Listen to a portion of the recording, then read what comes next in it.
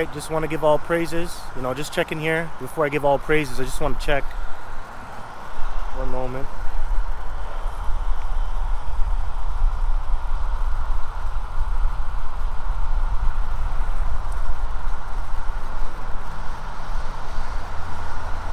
All right, just want to give all praises. Just checking here before All right, I just want to give all praises, glory, and honor due unto Yahweh, Bahashem, Yahushai, Bahashem, Rakah HaKodash. Double honors to the apostles, elders of Great Millstone of GMS, and the bishops as well, that I do learn this truth from. To you I say shalom, and also shalom unto the hopeful elect. And this is the voice of Jacob coming back at you, out here again on the highways and hedges, at the same location in the park in the Peel region. My name is Brother Gabar Allah, and Lord willing, it'll be edifying today. And yeah, man, I just want to go into First Maccabees chapter 1 verse 7. I think I'm going to start at the very top, but I just want to talk about a little bit like what's going on out here in Ontario. You have these nationalist groups sparking up again, which they've always been here. I'm talking about like white nationalist groups that are far left. You have like these neo-Nazi groups. Right now, the one that's hot is called the Second Sons. It's led by this man by the name of Jeremy Mackenzie. And they're a white supremacist group. And they're anti-immigration, and things of that nature. That's what white supremacists, what they complain about, what they go out there and they march. They say, this is our country. We did this, we did that. We need to take back Canada. And they're pretty much a militia, and they've been on the news as of late. And a lot of people are complaining. The people are worried, people are scared. But that's the time we're headed. We're coming into. That's the time we're in right now. We're in the time of this devil showing his horns, pursuing to Revelation 12 and 12. Right, Esau's going to come down with great wrath. We're really starting with the elites, but that's going to trickle on down to you Edomites as well, man. You're grasping at straws to keep your kingdom alive. And Esau is actually upset over here how you have a lot of immigrants coming over and they can just do whatever they want, so to speak. Right? There's a lot of anti-East Indian, sentiment over here as well. They don't like that. And by the way, they did their protests in the Niagara region. I lived there. I lived near the Niagara region. I lived in the Thorold and St. Catharines area before. It's really quiet, but there are a lot of Edomites there. Now that has actually changed. I remember going back from 2011 to 2012. I lived in that area, and because I went to school there. And it was pretty much, all Edomites at one point. But now that has changed, and now they're upset, and that's why they're out there protesting, because they're not seeing their people dominating anymore. There's a saying, if you're white, you're right. If you're brown, stick around, and if you're black, stay back. Right? But now that's changing for you so-called brown people, which, by the way, you so-called Negroes, you're not black, right? You're actually different shades of brown, right? That whole black and white thing is a social construct. And that's another thing about white supremacy. That's what he has created throughout the generations, throughout the hundreds of years. Thousands of years. Well, really hundreds of years, yeah. Going back to 1492, when you guys came back into power. But you guys brought that all up. That whole social construct of black and white and mongoloid, negroid, and all that stuff. No, people come from nations, right? And we have fathers, right? That's who we go back to. We shouldn't be classified by a color, a color that comes out of a crayon box. But that's white supremacy for you, man. It caused a lot of immeasurable harm and it has brought forth a lot of pseudoscience, when it comes to labeling these different nations and keeping the so-called white man on top. And that's why a lot of people are against white supremacy. That's why a lot of people, they don't mind if the so-called Chinese or the so-called Indians, they come out and they band together and they say we're about our nation. People don't really care about that because they haven't caused as much harm as you so-called white people, and that's why white supremacy is hated, right? It has caused a lot of problems through imperialism, colonialism, you name it, man. It caused genocide, destruction, mass death. Yeah, man, you go into it. But anyways, I just want to start off with First Maccabees chapter 1, because where do you white supremacists, like you modern day white supremacists, you're in that same spirit of Alexander and his men, because that's where I want to start off, because Western civilization, which is really white civilization, I'll say that, how are you guys inspired? You're inspired off of the Greeks, right, which are Edomites. Those are your own people. And Alexander and his generals, they were white supremacists too. They brought forth imperialism and colonization, and that has destroyed a lot of civilizations. Has it brought some good? A little bit, yeah, sure, right? And the reason why I say that is because prophecy has to be fulfilled. That's the only good that it brought forth, because prophecy is being fulfilled.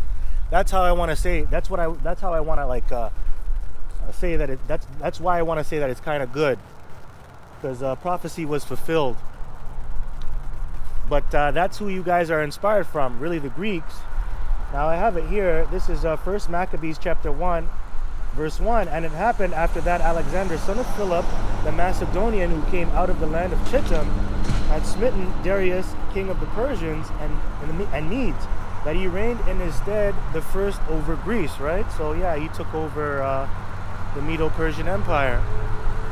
And what happened? You had something called the Susa weddings, where Alexander's generals, they married the wives of certain nobles that came out of Persia. And then now that made a fusion of that created a fusion of the two nations. Because that's what they usually do. They take the woman and then they marry, then they have kids, and then the kids take over, and then it becomes an Edomite society, right? So that's what happened. You had the Susa weddings. You can look it up yourself. But they took over. And that's why you have a lot of Greek babies over there in Persia. That's why you look all different. Some of you Persians, man. Right? Some of you are a little bit darker. Some of you are lighter. Right? That's because Alexander came over there and he mixed his seed. Talking about really the Greeks, starting with Alexander, but the Greeks, they came over there and mingled their seed among you. So verse 2, it says, and made many wars and won many strongholds and slew the kings of the earth. That's right. So this is white supremacy right here, man.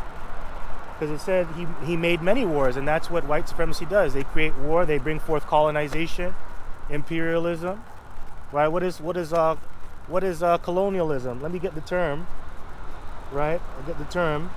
It's about the dominant power taking over a group of people and their territory and lands by taking over the economy, the culture, and also bringing forth the military to keep you down. That's what basically colonialism is. Let me get it. Right, so colonialism is the practice of establishing control and exercising domination over territory and its people by foreign power, for economic gain, the extraction of resources, and cultural subjugation. Right, so yeah, it says historically it involved extending political, economic, social, and cultural influence, you see? And that's what happened. Hey, that's what happened when you came over here. You took over the natives' land, you stole their land, and then you tried to assimilate them, then you put them in residential schools, you committed mass genocide, the whole 9 yards, everything bad. That's what happens when you bring forth colonialism. So what we're reading here That's how you Edomites always were, especially going back to the Greeks, because you were a very powerful kingdom.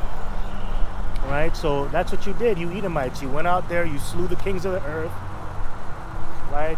You pushed out your influence, you colonized, you took control, you beat people down. Right? You taught them your philosophy, your ways of living. Right? So that's what it's going into here in 1 Maccabees chapter 1, verse 2.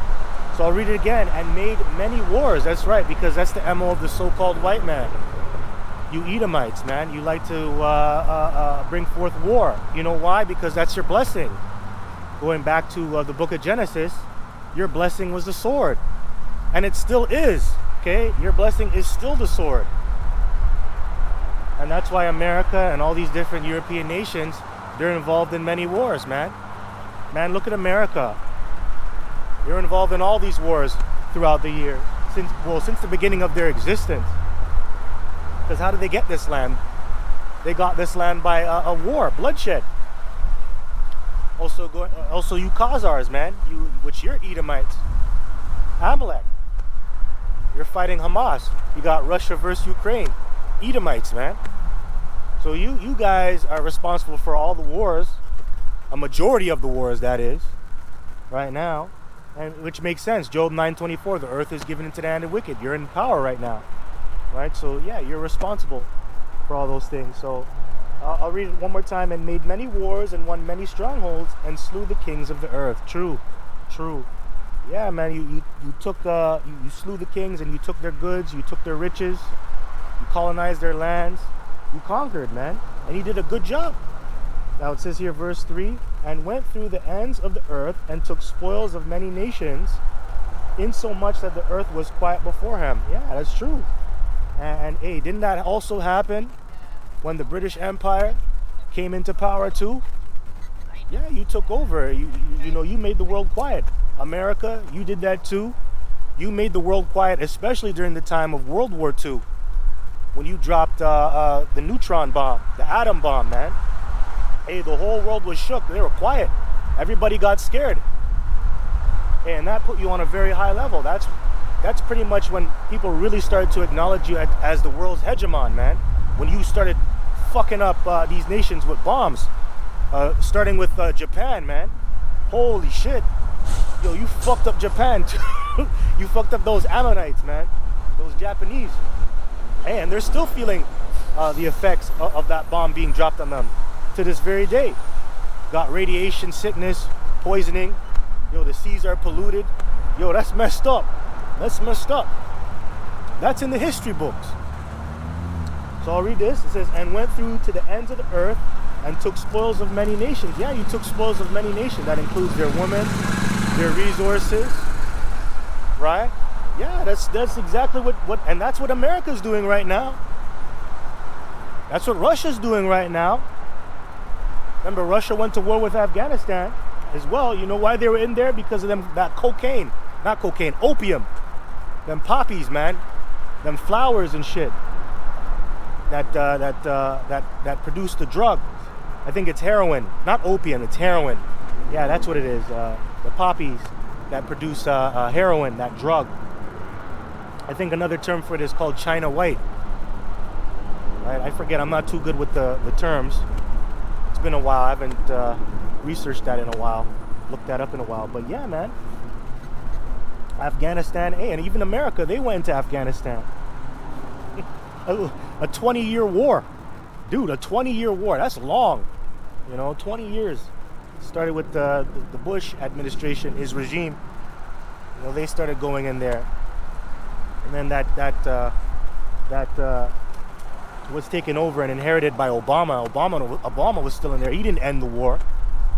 And then you had this dude, Trump. He came in, and then he ended it. Right? He pulled everybody out. Well, I think it was Biden, and then then you had Trump, and then you had Biden, and I think Biden ended it. Yeah, I think Biden. Then that's when Trump came in afterwards. But yeah, man. So it says here, and went through to the ends of the earth and took spoils of many nations, insomuch that the earth was quiet before him, whereupon he was exalted and his heart was lifted up. That's right, he got proud. right? And that's you Edomites. You're very proud, man, because you have taken over the earth. And you're so proud to the point where you exalt yourself above the Heavenly Father. And that's how we're able to know who you are in these last days too. Let me get that. Let's go into Thessalonians here. Let's get 2 Thessalonians chapter 2, verse... I'm going to start at verse 2. That ye be not soon shaken in mind, or be troubled neither by spirit, nor by word, nor by letter, as from us, as that the day of Yahushua is at hand. That's right, and it is at hand. Yahushua is getting ready to make his big debut. That's Revelation chapter 1, verse 7. All eyes shall see him. The Lord is getting ready to come back to take the crowns off of the kings of the earth's heads. That's what he's getting ready to do, and he's getting ready to establish the kingdom of heaven and to save his elect and to destroy you nations, man, and put you into slavery. That's what the Lord is going to do. Okay? So it says, verse 3, let no man deceive you by any means, for that day shall not come. Yeah, and we're living in a time of deception, lies. And for the most part, a majority of you nations, you people, you have accepted lies. You have inherited lies from your forefathers, thinking that you're going to go on and prosper to the year 3000. You're going to be uninterrupted. The Lord is not going to come back. There is no God. You believe that what you have done in the past was a good thing in terms of destroying certain peoples off the face of the earth. That was a positive thing that you did. You think that you nations, you think you're going to get off scotch-free, thinking that you're not going to pay for your crimes.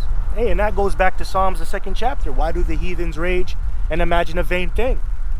That's all that vanity. You imagining vanity, lies, wickedness. Hey, but you guys are in for a rude awakening. Our Lord is going to return, and he's going to do a lot of killing. Hey, Isaiah, I believe it's the 66th chapter. I think it's from the 15th verse on down. It says, the slain of the Lord shall be many. That links up with Isaiah, the 63rd chapter, man. Who is this that cometh from Eda, Basra, with dyed garments, man? Hey, the Lord is going to get busy out here, man. And he can't wait. He can't wait. He can't wait. Pursuing to second Ezra's, the 13th chapter. Goes into that in the Apocrypha. Anyways, it says, let no man deceive you by any means, which I said, there's a lot of deception out here. Matter of fact, let me get Revelation 20 verse, because this guy, he's a deceiver. Easy E, the so-called white man, he has deceived the world into thinking that he is the pinnacle of success, that he is a god, that he is a power, and that what he did was right. Everything that he did, it wasn't really right. It was wrong. It was good according to the left-hand side because the Lord allowed it. But that's not the way it's supposed to be. And the Lord did that to punish you Israelites and you other nations too. You know what proves that? Isaiah, the 10th chapter. O Assyrian, the rod of my anger. Hey, you are the Lord's whipping stick. That's all you are, Mr. So-called white man, Esau, Edom.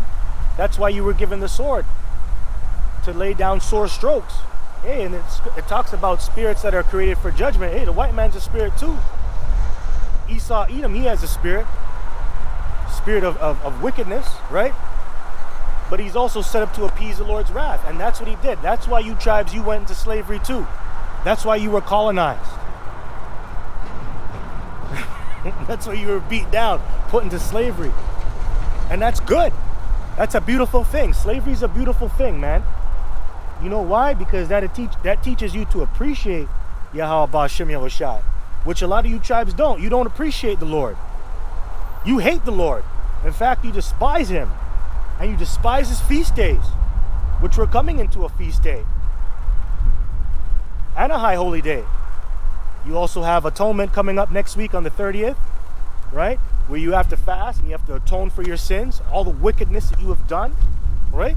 A lot of you tribes, you ain't going to partake in that, especially the 2/3. You're just going to go about your day as you normally do. being wicked as hell, eating that pork sandwich, that pulled pork sandwich. That's something heavy among Jake, man. Jake loved that pork. Stupid ass Jake. But that's all good. This is Revelation chapter 20, verse 7. And it says here, and when the 1,000 years are expired, Satan shall be loosed out of his prison. There you go. And you know, we had you in slavery at one point during the medieval times, man. Hey, Jake was ruling during those times. And you had something called the Byzantine Empire. Backwards, I believe Byzantine means backwards, the backward empire. Why is that? Because Jake was ruling. You know, Esau, he brought that term up. But Jake was ruling, man. We were over you at one point. Telling you what to do, beating you, whipping your back. You were our servants. And that, by the way, that's going to play out again. Okay? And you're going to be a good cupbearer. You're going to be my cupbearer, all right? And be pouring my wine. Okay? The only thing we're going to have to do is wipe our own ass. Yeah, that's what we're going to be doing in the kingdom, all right? Just saying that to piss you off, man. So it says, and when the 1,000 years are expired, Satan shall be loosed out of prison. And that's right. And then you were loosed out of prison. When did that happen? When you go into the history. When did you start to influence the world? When did you start to bring forth all these philosophies, right? These Western philosophies to the world? Hey, the 1400s, man. You had what? Michelangelo. You had Leonardo da Vinci. Leonardo da Vinci. You had Christopher Columbus, Francisco Pizarro. All these colonizers, man. All these wicked men. You had the Caesar Borgia family, the first crime family. They came out, which they took the true images of the Lord and Son. Because you had, what was his name? You had Rodrigo Borgia and you had Cesare Borgia. Cesare Borgia took the image of our Lord and Savior, which you ignorantly called Jesus Christ. Right? So that's when you started to spread your wicked influence throughout the whole world, man. All right, so it says here, and shall go out to deceive the nations which are in the four quarters of the earth. There you go. And that's when you went out to deceive the whole world through colonization and imperialism. Let me get the definition of imperialism. Let's get it. So imperialism, a policy of extending a country's power and influence through diplomacy or military force. And that's usually done and executed by an emperor of some sort, or a king or a monarch. Hey, didn't the Queen do that? She did that over here when she colonized Canada, and then Canada became a colony, and then later on it became independent. But the king and the queen, they still have jurisdiction over here. They still own this place. Okay? And they did that by diplomacy and military force. Man, you should go watch a film. I think it was on the History Channel. You can find it on YouTube, or you can find it on those bootleg movie websites. Chief Big Bear. Let me see if I can find that. Chief Big Bear. He was a chief that came out of Saskatchewan. And he got overwhelmed by the queen, man. And then they brought him to trial, and he's like, who the fuck is your queen? Who the fuck is she? She just came over here and took their shit. And that's what, hey, that's you Edomites, man. You've colonized and deceived the world through imperialism and colonization, man. And you got to pay for that. You got to pay for that. And you're going to receive your comeuppance real soon. Okay? By the way of Yahweh Shem Yoshai and the sword. That's right. See if I can find that. Chief Big Bear. He was a real chief, Big Bear. Saskatoon. Yeah, okay, so yeah. Here we go. It was Chief Big Bear, known by his Cree name. I cannot pronounce it. Excuse the pronunciation. I don't know how to pronounce it. I'm not really good with that. So, Mista Maskawa was a Plains Cree chief born around 1825 near Jackfish Lake, Saskatchewan. He is known for his role in late 19th century, where he refused to sign a treaty 6 initially, but later did in 1882 when his people faced starvation. He was a prominent figure during the Northwest Rebellion of 1885, though He tried to prevent conflict and was eventually imprisoned and died in 1888. Wow.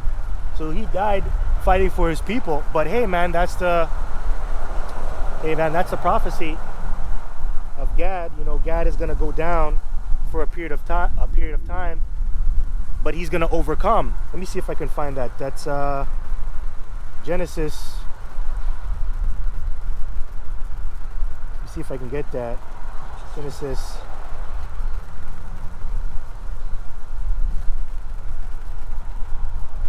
See if I can find that. There we go. This is Genesis chapter 49, verse 19. And it says, Gad, a troop shall overcome him, but he shall overcome at the last. That also ties into the American cavalry. They took over Gad over there in the Americas. But that also plays into the Queen. Right now, she took over Gad over here in North America. She came with her military forces, the Redcoats. Right? So, yeah, man, Gad got taken down. But in the last, he will overcome. It's going to be in the very end, and we're near that time, right? Ultimately, that's going to happen through Yahushua, how you're going to overcome. Hey, Daniel 7:18 says, the saints of the Most High shall take the kingdom, which means you're going to overcome eventually. But everything that you went through, you had to go through that. And, you know, for the most part, yeah, that is manifest destiny. But manifest destiny doesn't finish when the so-called white man is in power, because that's what he likes to tell you. He tells you it's manifest destiny, but your destiny isn't up yet. It's not done yet. It hasn't finished playing out. You taking over, man, and getting an everlasting kingdom, right? All right, so let's go back here. This is 1 Maccabees chapter 1. So did we finish in Revelation 20? Let me go back here. This is, yeah, Revelation chapter 20, verse 8. And shall go out to deceive the nations which are in the four quarters of the earth. And that's what white supremacy has done, is deceive nations into thinking that they're inferior to other so-called white people. Right? By bringing forth pseudoscience. That's why you got guys like Darwin, Johann Blumenbeck, came up with all these social constructs to classify you and label you. Now you don't even look at yourself as a nation. You just look at yourself as a color. That's bugged out, man. You see how wicked they are, man? Because you really go back to the nations that are found in the Bible. 18 nations. Yeah, man. It's the Bible is composed of nations, man, that come out of men, which are your forefathers, your progenitors, right? So you're not a color in a crayon box. You're not black. You're not white. You're not brown. You have a nationality. Okay, you should be calling yourselves by your names. Oh, I'm black. I'm a Negro. What the fuck you talking about, man? I identify as a black man, a strong black man. You're fucking stupid if you're talking like that. It's the year 2025 and you're talking like that. You people should be ashamed of yourselves. Stupid, man. I'm Latino. I'm a spicy Latina. You're an idiot. That's what you are. You're an idiot. So it says here, Gog and Magog, to gather them together to battle, the number of whom is as the sand of the sea. All right, so we're done there. So let's go back to 1 Maccabees, chapter 1, verse 3. And went through the ends of the earth and took spoils of many nations, insomuch that the earth was quiet before him, whereupon he was exalted, and his heart was lifted up. And that's what we were reading in 2 Thessalonians chapter 2, which I still got to go back there and finish it. Right, so we're going to read that real quick now. So this is 2 Thessalonians chapter 2, verse 3. Let no man deceive you by any means, for that day shall not come, except there come a falling away first, and that man of sin be revealed, the son of perdition. You see? So that's how we know who the so-called white man is, by the history. And that history links up with prophecy that's found in the Bible. So we know he was the one deceiving the earth. He started to deceive the earth in 1492 till now. Right? We know about that. We know he fits the description of being an Edomite because the blood shows forth through his skin. When you go back to Esau and his characteristics on how he looked red all over like a hairy garment. right? So that meant that the blood showed forth through his skin, right? He had that mark of Cain, the mark of leprosy, right? So everybody could identify him. And you live by the sword. You're the only nation that lives by the sword, man. Okay? That lives by the sword continuously. And then you know who's right behind you? Ishmael. Ishmael's right behind you. Them so-called Arabs. Okay? Yeah, he's a wild man. That's right. Every hand shall be on him. That's in Genesis the 16th chapter, man. Right? So he's right behind you. And that makes sense too, because, hey, Esau has mingled among the Arabs too. So it makes sense that he's kind of crazy too. Just saying. It just adds to his craziness. Anyways, so it says here, except there come a falling away first, and that man of sin be revealed, the son of perdition. That's right, the son of perdition, the son of destruction.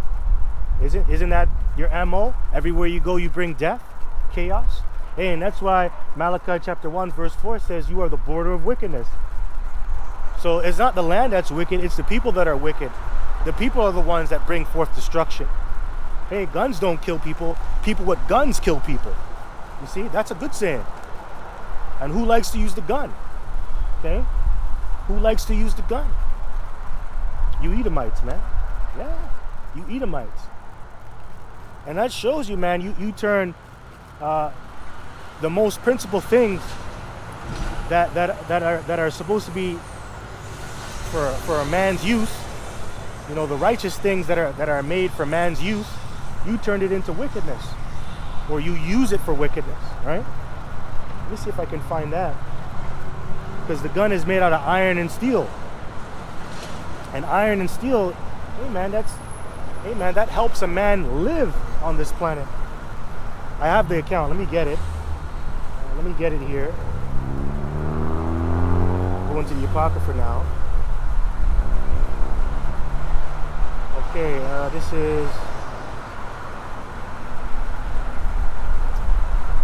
Here we go. This is Ecclesiasticus, Sirach 39, verse 26. And it says the principal things for the whole use of man's life. Okay, the principal things for the whole use of man's life. Pay attention. It says are water, fire, iron, and salt, flour of wheat, honey, milk, and the blood of the grape, and oil and clothing. All of these things he has defiled, and now it destroys us. This man has polluted the water, which water sustains us. Everything needs water on this earth to survive. Everything. Even to make your clothes and to make certain things on this earth, you need water. That has been polluted by this devil. Fire. This guy burns down people's homes. He uses fire for wickedness. Isn't that what he did? He burned down and pillaged the land here where you Native Americans, you indigenous people dwell. Burned down your homes. Didn't he do that? Iron. Yeah, he made swords and weapons. He made guns. Because you're supposed to use iron, you know, to cook your food in, right? And other things. And salt, right? Now he gave you this fake table salt. It's not even real salt, man. Now you get sick from eating salt. That's fucked up. Then it says here, flour of wheat. Now you got all this artificial food in your grocery store, all these fake breads. They have all these ingredients in it, ascorbic acid and all this shit. When you make bread is supposed to be simple. You should have flour, the yeast, the water, and just a few ingredients. Come on, man. Honey. Now honey is pasteurized now. You no longer get the raw honey, and if you want to get the raw honey, you have to pay so much money for it, right? Milk, all that milk is defiled because the cows are defiled, injected with steroids and shit. They're factory farmed. Can't even enjoy milk. And the blood of the grape represents the wine.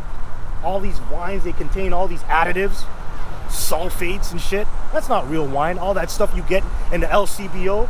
So he even polluted that, man. He even polluted that. And it says, and oil. Yeah, and oil. Oil is very good for you. Oil is very good, right? Oil is very good for you. But now he has refined the oil, right? He has changed the oil, and now it's not good for you. Now he gave you grapeseed oils, he gave you canola oil, and all these things. So the oil isn't even good. You have to, if you want oil, a good oil, you should be using coconut oil, olive oil.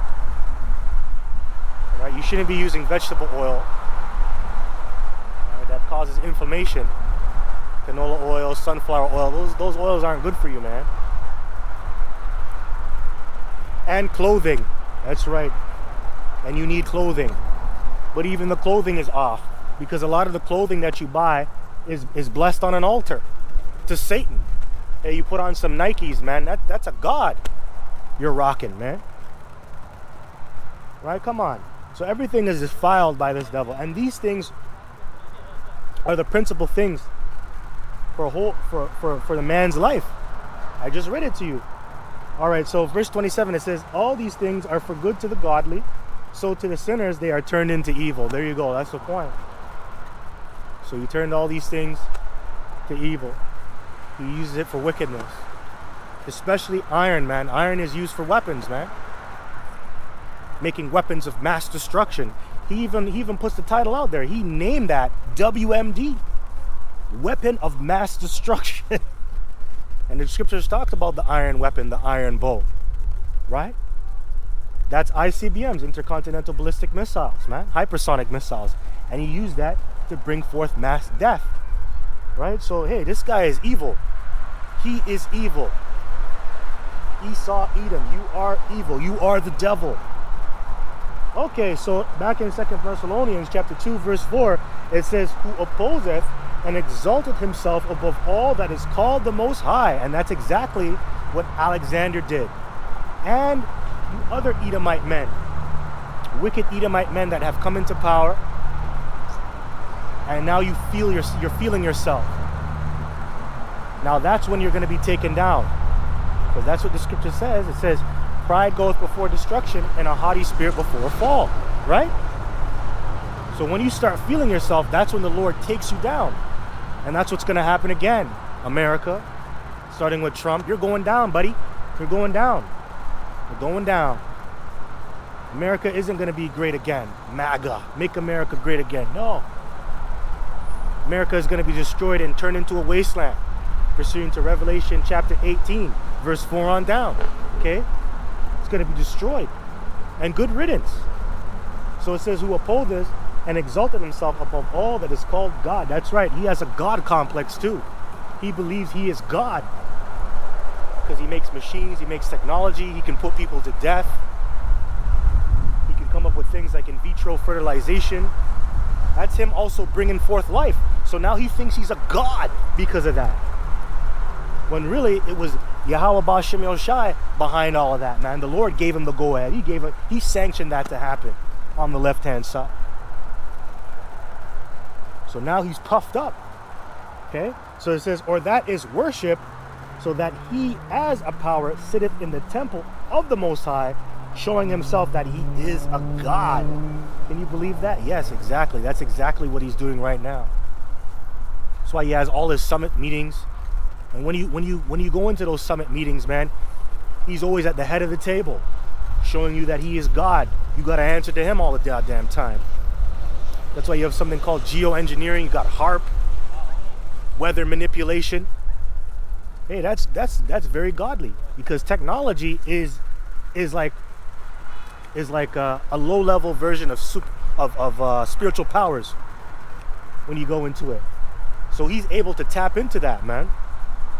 He's able. Anyways, man, so, or that is worship, so that he as a power sitteth in the temple of the Most High, showing himself that he is a power. Remember ye not that when I was yet with you, I told you these things. That's right. And the Lord, he told us these things. He told us these things were going to happen. Especially when you go back to Matthew, the 24th chapter. I believe also Luke, the 21st chapter as well. Right? The love of many shall wax cold. Wars, rumors of wars. There's going to be false messiahs that are going to come in my name. Right? He told you all those things. But you people ain't listening. People don't care. Here it is, you people are still stuck on stupid, man. You're still asking yourself, why did these things happen, when the answers are found in the scriptures? Oh, why is there still white supremacy? Why is this? Why is that? How come there's world hunger? All the answers are found in the Bible. The Lord's been telling you people. But you people are stiff-necked, starting with the 12 tribes. Okay, you're stiff-necked. Anyways, it says, verse 5, remember ye not that when I was yet with you, I told you these things. And now you know what withholdeth, that he might be revealed in his time. And he's right now, this devil's being revealed. He's being revealed right now. He is exposed. He is exposed as the destroyer of the earth, the harbinger of death, the conqueror and the pillager, right? Everybody knows it's him. Everybody knows. You go into his history, everybody knows he's the devil. All these different nations have a different name for this so-called white man. Him being a devil, a deceiver, a killer, a murderer. Yeah, they all have a name for him. Okay, they all know. The only ones that don't know are the tribes. They don't know their head from their ass, man. And it makes sense, man, because the whole head is sick. Scriptures goes into that, man. The whole head is sick. So if the whole head is sick, man, starting with the leadership, man, they don't know what the fuck they're doing. They're totally clueless. You tribes, man. Bunch of confusion coming out of the nation of Israel right now, man. FBAs, Pan-Africanists. People are caught up in all different doctrines, man. A lot of you are Buddhists. A lot of you are Muslims. You know, you're caught up into Islam. Just bugged out. Plantation Christianity especially. Good God. What a mess. Yuck. Ugh. Verse 7, it says, for the mystery of iniquity doth already work. Only he who now letteth will let until he be taken out of the way. There you go. And then shall that wicked be revealed, whom the Lord shall consume with the spirit of his mouth. That's right. The spirit of his mouth is the prophets, the men of the Lord, the ones that know the scriptures. They understand it in its complete form, going into the 100% truth, right? They're going to come out here and expose this devil, the atrocities that he has committed and done. Yeah, and they're going to teach you the 100% truth. They're going to tell you all the who is who according to the Bible. And they're doing that with Esau, starting with Great Millstone, man. And you got these different camps out there too. Even though the different camps, man, they're not all on the same page, but everybody knows who Esau is. That's one thing. All these different camps have one thing they all have in common. They all know who Esau Edom is. I noticed that. Sometimes, you know, they come out and then some of these different camps, they act stupid, but then they get back to their senses and they realize, oh, yeah, Esau is the so-called white man. They realize that. Because how could you deny it, man? How could you deny it? The facts is there. It's plain. Anyways, it says here, the Lord shall consume with the spirit of his mouth and shall destroy with the brightness of his coming. Even him whose coming is after the working of Satan with all power and signs and lying wonders. That's right, because this guy, he's coming like an angel of light. That's how he's going to portray himself, as an angel of light, when really he's an angel of darkness. Hey, you know, all you people can just walk by with your smartphones. You people are in mass darkness right now, man. Here it is, you have a smartphone in your hand, but you're not smart at all. You have smartphones being used by dumb people. Taking selfies of yourself, taking dick pics, titty shots and shit. Not edifying yourself, not educating yourself. Just stupid, man. A lot of you people walking up and down, man. But that's good. Stay dumb. Stay dumb. Stay dumb, because the Lord don't want you. He's only looking for the elect, a select few of individuals, man. But yeah, man, he's coming back. You know, he's working with Satan, this devil. That's why he's able to bring forth certain technologies, man. Certain technologies are actually inspired by Satan. Going back to the computer, IBM computer. Going back to, I remember there was a guy named Hewlett Packard. The way I remember Elder Ayathun brought it out. Elder Bishop Ayathun brought it out. He did a lesson on it, going into the history of I think it was Hewlett Packard, and how he invented the scanner, or he made the scanner. He got the idea of tapping into this demon. This demon he tapped into gave him the idea to make it. So that's this devil, man. The reason why you see all this technology is because of what he's doing on the left-hand side as well. You know, people just think that he's just so smart. No, he had to get inspired, man. Look at Steve Jobs. You know, the first Apple computer that came out, it was sold for what? $666.66. That's 666 when you go into it. So you know what he was tapping into. He's an occultist, man. That guy was tapping into the left-hand side. And look at Apple today, man. It's a big success. The majority of these people out here, they either have an Android or an Apple phone in their pocket. Why is that? Why is that? And Bill Gates is another one, man. Bill Gates is another one.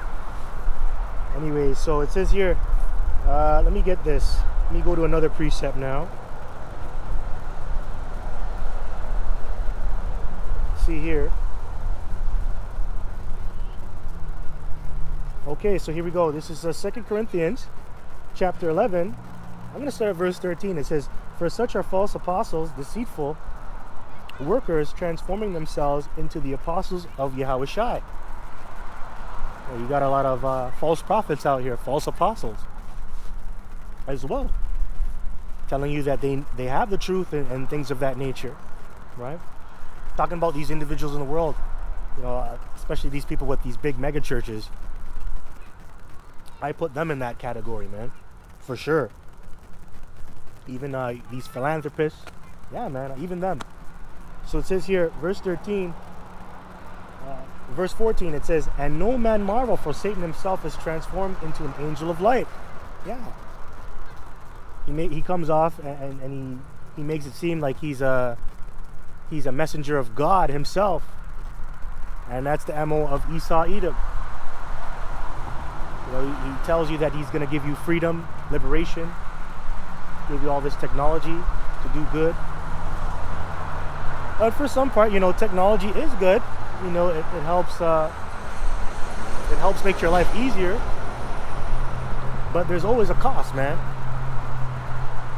You know, it either pollutes the earth or destroys the earth or destroys the people. Man, look at all these cell phones, man. You have to dig up rare metals and things of that nature. What does that come with? It comes with illegal mining. It comes with forced labor, slave labor. You know, like you want to have a hot chocolate. Where do you think they get the cocoa? You want to eat some nice dark chocolate that you buy from the store. Where do you think they get that from, you know? That comes from Ghana and the West Coast. These West Coast countries in Africa, man. You have little kids out there going through child labor, man. You know, it always comes with a cost, man. Right? All these devices that he brings forth to so-called help you. There's always a cost. That shouldn't be the case, because we're not supposed to live that way. But yeah, for the most part, man, he's gonna portray himself as an angel of light. And that's another thing. That's why he calls himself white. You know what white means? White represents purity. It represents perfection. It represents cleanliness. That's why he calls himself the white man, when he's in fact the exact opposite. And then he puts the label of black on you, which really the real white people are the Israelites. Because we were given the law. The law is what makes you clean. And where do you find the law? You find the law in the Word. So when a young man reads this book, it cleans him. That's pursuant to Psalms 119. So this guy, he isn't white, man. He's really dark. He's really the angel of death. All right, so I'm going to read in the NLT, verse 14. "But I am not surprised even Satan disguises himself as an angel of light." There you go. He's a wolf in sheep's clothing, man. That's his devil. I'm gonna give you foreign aid, but that comes with a price. That comes with a price. I'm gonna put you under the 501c3 charter, but that comes with a price too. You can't teach the Bible correctly. You know, if you want to be tax exempt, You have to push LGBT rights. You have to accept everybody. Oh yeah, and you can't use the real name of God. Right? It comes with a price when this guy gives you money or he does anything good for you. That shows you, man, he's disguising himself as an angel of light, man. Come on, man. Verse 15, therefore it is no great thing if his ministers also be transformed as ministers of righteousness, whose end shall be according to their works. Exactly. And that's exactly what I was talking about. I moved ahead, I was speaking ahead, but yeah, the ministers represent the people that are in league with the spiritual demon Satan. Which that starts with Esau, Edom. Right? And you'll know a tree by its fruit, man. You'll know if it's a good tree if it produces good fruit. And you'll know if it's a bad tree if it produces bad fruit. And that's all this man has produced. Bad fruit. Bad fruit, man. Destruction, chaos. Okay? Alright, man, that's all I want from here. Let's go back to First Maccabees now, because we didn't finish that yet. Let's go back to First Maccabees. First Maccabees. Alright, man. First Maccabees chapter 1. I'm going to start at verse 4. And he gathered a mighty strong host and ruled over countries and nations and kings who became tributaries unto him. That's right. They paid tribute unto the king. And pretty much these other kings, they became puppet leaders. That's what that's really going into. And that sucks, man, to be in that position if you're a king. Here it is, you're a ruler, you were born to rule, and you have to pay tribute to a damn devil, a damn demon. And that's basically America, man. You have these different nations, they pay tribute to America still. You know how they do that? They join these different treaties and organizations that is hosted and ran by America. Man, look at NATO, look at the UN. Or really look at the EU, right? Especially the UN, NATO and the EU, who's over that? Who's at the top? America. Hey man, and because they're in power, you have to appease them. So that means you're paying tribute. So that goes into certain trade deals, them taking over the dollar. That's all these nations paying tribute to America, man. And America can do whatever the fuck they want with that money, with that dollar. They can inflate it, manipulate prices, and they can destroy other nations' economies, man, and you can't do a goddamn thing about it, right? So yeah, anyways, verse 5, it says, and after these things he fell sick and perceived that he should die. That's right. So now he's at his end, and that's because his heart was lifted up because of that pride. So let's get that. This is what happens when you show pride, man. When you start feeling yourself too much. Let's get it. Proverbs, let's see, I think it's Proverbs 16 and 18. This is Proverbs chapter 16, verse 18. Pride goeth before destruction, and a haughty spirit before fall. Better it is to be of an humble spirit with the lowly than to divide the spoil with the proud. And that's exactly what he was doing. Because he was proud himself. And he also had men proud. He also had proud men under him. And you'll see that, man. You see his generals. His generals were under him. And I'm sure he was dividing the spoils among his generals. Because that's what you have to do. You have to give some spoils onto them. Or else they won't follow you, right? But yeah, man. It's better to be humble. Before honor cometh humility, right? You got to be humble, man. Hey, man, the scripture says pride is not made for men. That's found in the Apocrypha. I'm going to go into pride because that's exactly how this devil fell. And other men, too. That includes you Israelites. You fell due to pride. When you go into certain stories. Especially King Saul, man. I like King Saul. I like reading about him, man. Hey, that taught me a lesson about pride. And hardening your heart. And not just accepting what the Lord has put out there for you, man. Like trying to deny the Lord and moving ahead as well. But see if I can find that apocrypha.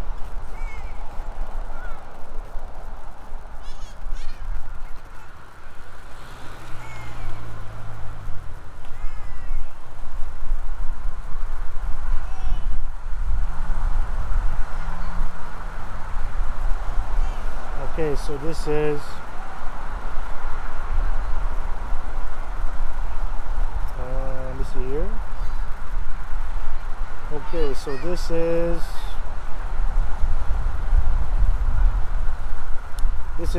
Sirach chapter 10, verse 9. Why is earth and ashes proud? There is not a more wicked thing than a covetous man. And that was Alexander. That's you Edomites, you white supremacists. White supremacists, you're proud to be white, you're proud. And we just read it. Pride goeth before destruction and a haughty spirit before fall.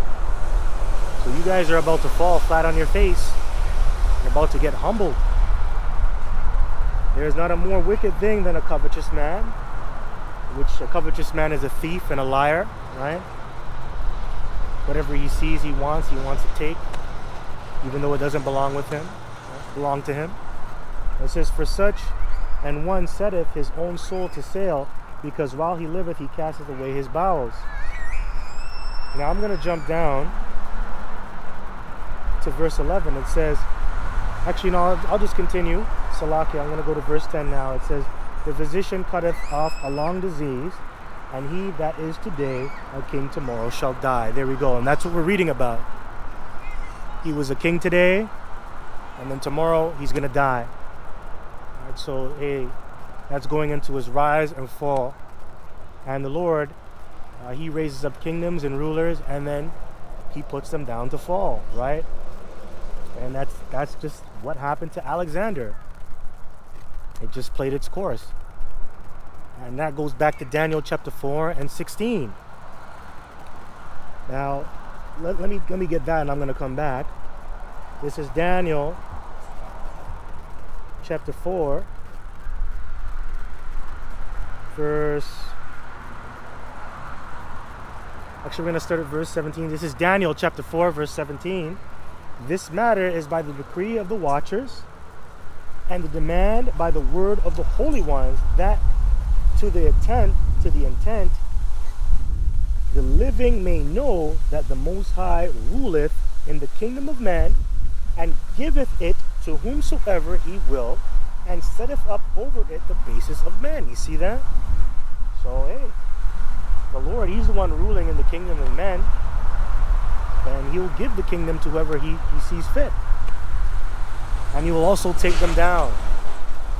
And we saw that Alexander, he was given a kingdom, and he was also a base man, because he's from the nation of Edom, pursuant to Job 30 and 8, because it states that they were viler than the earth, and they were despicable people, and they were children of fools. So they were base men. So that's what played out with Alexander, and that's what's playing out now with Esau, Edom, him sitting in the power seat. So the Lord is in control. Okay, so let's go back. Sirach chapter 10, verse 10. The physician cutteth off a long disease, and he that is today a king tomorrow shall die. For when a man is dead, he shall inherit creeping things, beast and worm. That's right. Because you're just a man. At the end of the day, you're going to be buried 6 feet deep. Or that's if you get a burial. Right? That's if you get a burial. Because there are certain men, man, when they came into power and they ruled, and then when they died, they got a brutal death. But everybody has one thing in common. Every single person on this earth. We're all born, and then we all die. You know? And then you go back into the earth where you belong. Okay, so here we go. It says here, verse 12, the beginning of pride is when one departeth from the Most High. There you go. And he started to think that he was a god now. That he was better than God. Yahweh Bashem Yoshai, that is. When Yahweh Bashem Yoshai set him up. In fact, there were angels with Alexander. You know, for him to go out there and conquer. And nobody can come up against him. The Lord actually set that up on the left. to make angels work with him to not take him down. So your rise begins with Yahushai, and your fall ends with Yahushai, or Yahweh Bashem Yahushai. That's the Heavenly Father and the Son. Okay, so it says the beginning of pride is when one departeth from the Most High, and his heart is turned away from his Maker. Yeah, your Maker is the Heavenly Father, right? And the Maker is going to come back and visit his house, the house that he made, which is this earth, starting with the children of Israel. He's going to come back. Okay, that's in the book of 2nd Ezra, the 9th chapter, I believe, talks about that. The Most High is going to come back and visit this place. And you people, man, you have forgotten the Lord. Starting with Esau, Edom, and then the tribes, man. Right? You have forgotten the Lord. And you're in for a rude awakening. And that's all we're set up to do. We're set up to come out here and tell you that. All right, so verse 13, for pride is the beginning of sin. And what is sin? Sin is transgression of the law. So it's when you start getting proud, that's when you begin to sin. You begin to start thinking that you're untouchable. And that, oh, you know, it's just a sin. It doesn't matter. Whatever. You know, I came this far. What bad could happen? So it says, for pride is the beginning of sin, and he that hath it shall pour out abomination.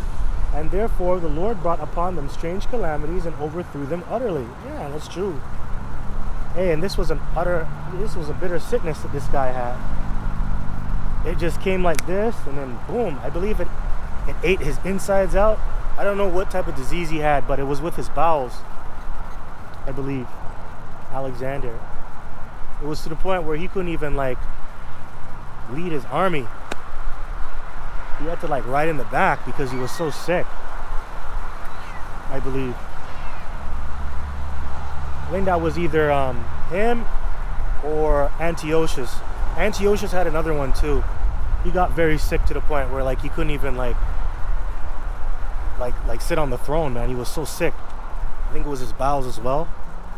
I have to go back and reread it, but yeah, Antiochus got messed up too, because he started to take the credit of the Lord, take the Lord's credit, saying that he's a God and that he's the best and he's over everybody.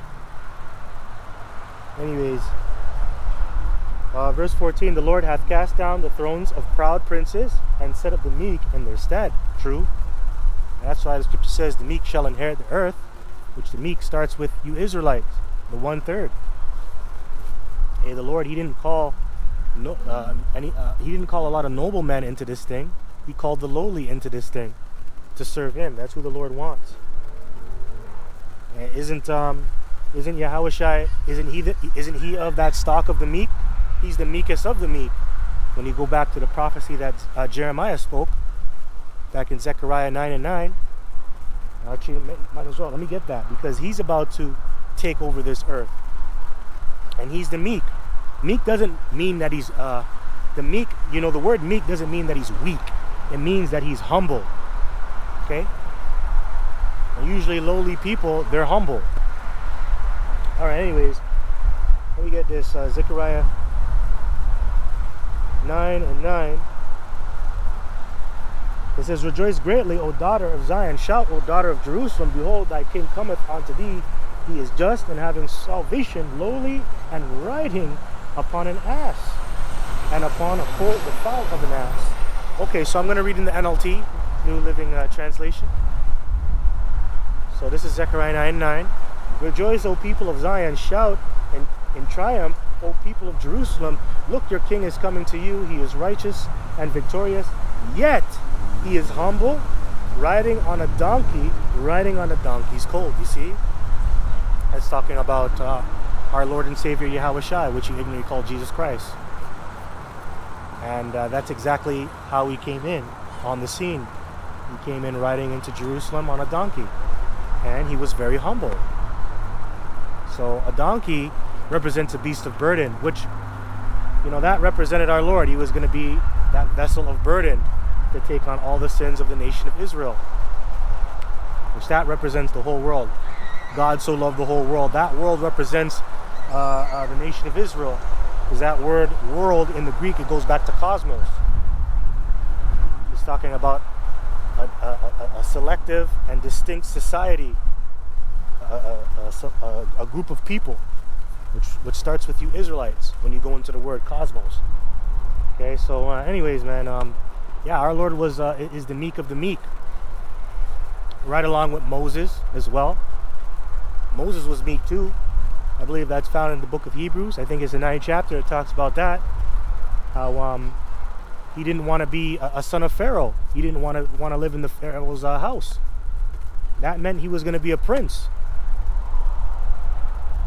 No, he chose to be afflicted rather to indulge in sin and pleasure. He chose to serve Yahweh Shem Shai and serve his people. So at that time, man, Moses, during his time, he was the meekest man on the planet Earth, which means he was very, very, very humble, and that's why he was put over the nation. Okay, so yeah, man, hey, the Lord will remove the proud and he will set up the meek, man. And that's what you're getting ready to see. The people you think that are stupid, lowly, that are not going to do well, or whatever, hey, those people are going to inherit great things. And you people that are on high right now, hey, you're not going to inherit anything. You're going to be very, very low. A lot of you are going to be destroyed in these last days. Hey, it says here, I know there's a precept, it slips my mind right now. I just thought of it, but, oh yeah, he that is first shall be last, and he that is last shall be first. Exactly. Okay? Yeah, man. That's how it is. That's how the Lord works. That's how the Lord works. Hey, isn't that you Jakes right now? You Jakes, man, you're last hired, first fired. You're always fucking dead last. Go into statistics. You know, when it comes to you living comfortable or comfortably in this place, you getting ahead, you're always last. You're always dead last. You're behind everybody right now. Even though you're a great people, you have a lot of talent and potential, but right now you're set up to be last. And that's because in the long run, the Lord is going to make you first. He's going to make you come out there and you're going to rule. That's pursuing to Revelation, the 2nd chapter. Because you got to overcome what you're going through right now. Then you can inherit all things. You got to go through them fiery trials, man, and think it not strange, man. Okay, that's what you got to go through. Which that means you're going to be low. You're going to be low, man. Okay, anyways, this is back in Sirach chapter 10, verse 15. It says, the Lord hath plucked up the roots of the proud nations and planted the lowly in their place. Hey, and all these nations were proud too. It doesn't just start with Esau, Edom. Or it doesn't just end with Esau, Edom, I mean. You other nations are proud. Man, the Babylonian kingdom was proud. And that's why the Persians and the Medes, they took them over. Then the Persians and Medes, they got proud. And then guess what? Alexander the Greek, the Great, the GOAT, right? Which the GOAT means greatest of all time too. That's the acronym for it. Which he was great. He was. And what he accomplished back then, he united the Greeks, and then he just took over the world, the known world of that time. Who can do that, man? Who could do that? I can't do that. But yeah, he came and then he took down the Persians, man. And then guess what? Then the Romans came in. And then such and such after that. The Romans fell and then boom. Now you got Rome revitalized right now. Which is America. And America's going to go down too. So yeah. Verse 15. The Lord hath plucked up the roots of the proud nations and planted the lowly in their place. The Lord overthrew countries of the heathen and destroyed them to the foundations of the earth. Yeah, going into Egypt too. Hey, Egypt, at one point, yo, it was at the top. You know, that was the place to be at. All nations came flocking into Egypt. Why is that? Because of Joseph and what he did, and you know, him telling him the dream to Pharaoh, going into the cattle. He dreamt of the cattle. I think it was seven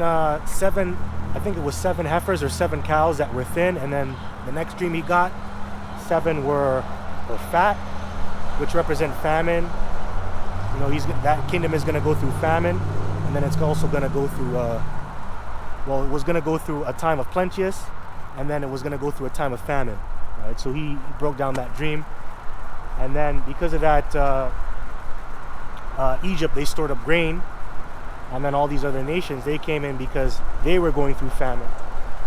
So they came to Egypt to buy off Egypt, and that made Egypt very rich. And then it kind of made it a melting pot too. Right? So even Egypt at one point was a great place, a great kingdom. But then they got taken down due to their pride. And they never came back into power ever since. so yeah, that's what the Lord does, man. The Lord is a serious power. Alright, so let's move on. Let's finish up now. Verse 16, the Lord overthrew countries of the heathen and destroyed them to the foundations of the earth. He took some of them away and destroyed them and hath made the memorial to cease from the earth. Wow. Wow. Hey man, that even happened to you tribes too. Even you have certain Gadite tribes, man, that got extinct. They became extinct through the hands of Esau Edom. The red man came over here and he just genocided certain tribes. And that's because you were proud. Right? You remember the scripture says, whoever perished being innocent. Right? So you tribes, you're not innocent either, man. You got judged for your wickedness. And it says, pride was not made for men, nor furious anger for them that are born of a woman. You see, so pride was not made for men. You're not supposed to be proud. You're supposed to be lowly. You're supposed to be humble. You're supposed to be meek. Right?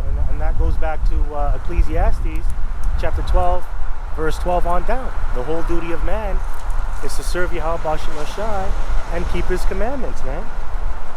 Right? So yeah, you're supposed to be lowly. You're not supposed to be proud. You're supposed to be a servant. And it says pride, I'll read it again. Sirach chapter 10, verse 18. Pride was not made for men, nor furious anger for them that are born of a woman. That's right, furious anger. And you're not supposed to be a man of wrath. And when you go into Isaiah the 14th chapter, it talks about the king of Babylon, which, who is Babylon today? Babylon represents America for what it stands for, going back to its philosophies, because it takes on the ancient customs and philosophies of ancient Babylon. Right? They are very, it talks about them ruling the nations in anger.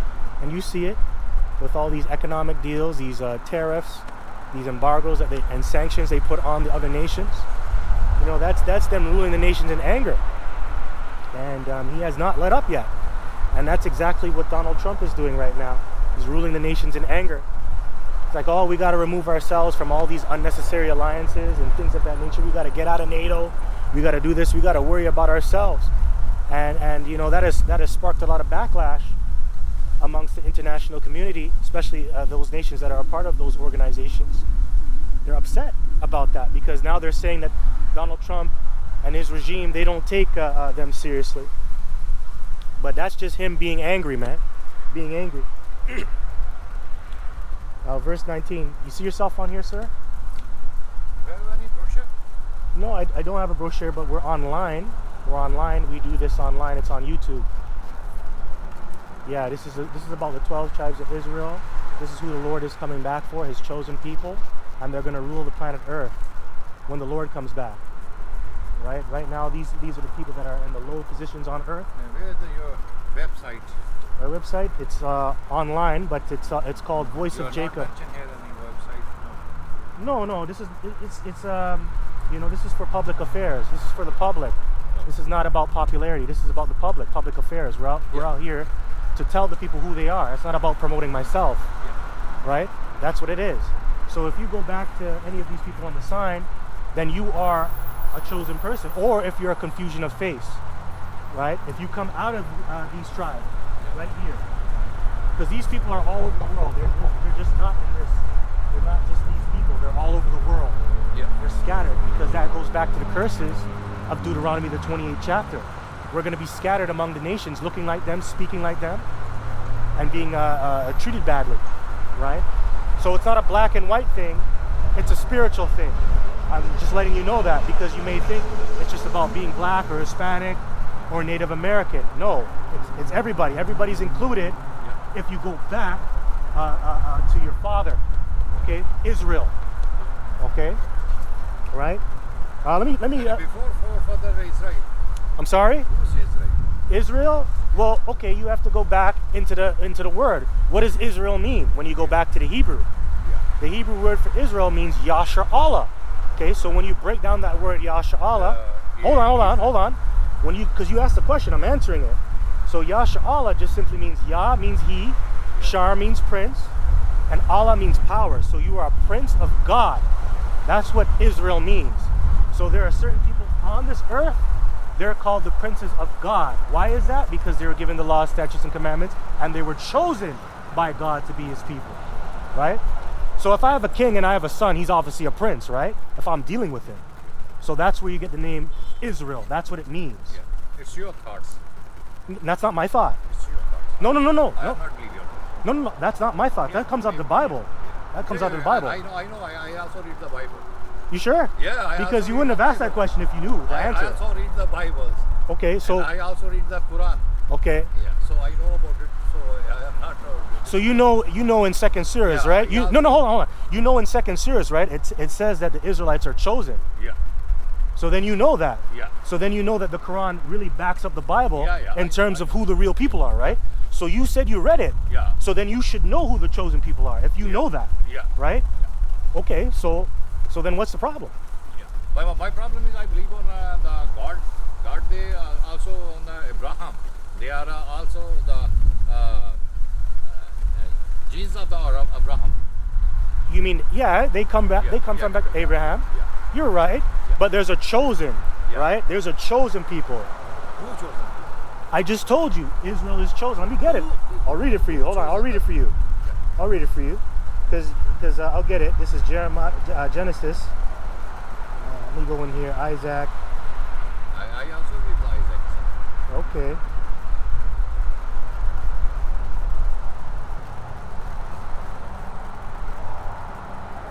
So next time Okay. if you have any online content, I will be check the online. Yeah, you can look it up. Just put in Voice of Jacob Yeah. on YouTube. Voice of Jacob. Yeah. Voice of Jacob. So Yeah, let me see if I can write it down for you. You have a smartphone on you? yeah, I have a smartphone. Yes. Yeah, if you have a smartphone, I can just type it and you can type it in.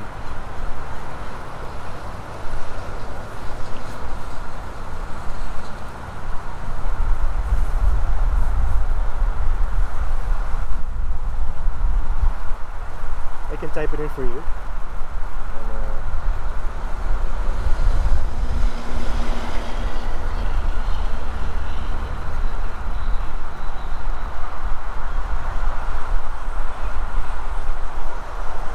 That's how it looks. That's the channel.